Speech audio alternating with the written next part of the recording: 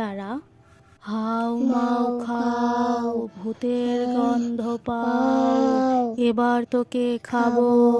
ওরে বাবা রে, বাঁচাও আমাকে, ভূত আমাকে খেয়ে ফেললো রে, বাঁচাও বাঁচাও।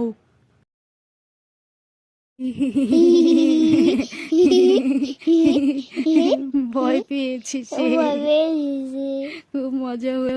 তারপর দিন সকালে সেই লোকটি সবাইকে ডেকে বলতে থাকে, কে আছো কোথায়, তাড়াতাড়ি সবাই আসো, শুনে যাও কি হয়েছে। কি রে গোপাল, তোর আবার কি হলো? সকাল সকাল এমন চিৎকার চেঁচামেচি করছিস কেন? তুই কি হয়েছে?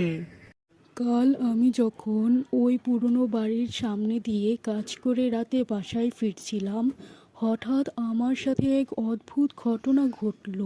কেউ আমাকে ডেকে বলল যে হাউ মাউ খাও, এবার আয়, আমি তোর রক্ত খাবো।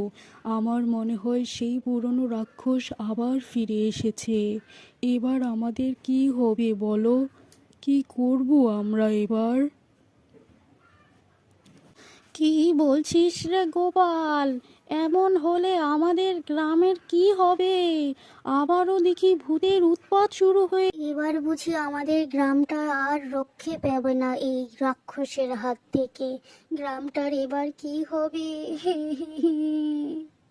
কি হবে? এই বলে তারা যার যার বাসায় চলে যায়।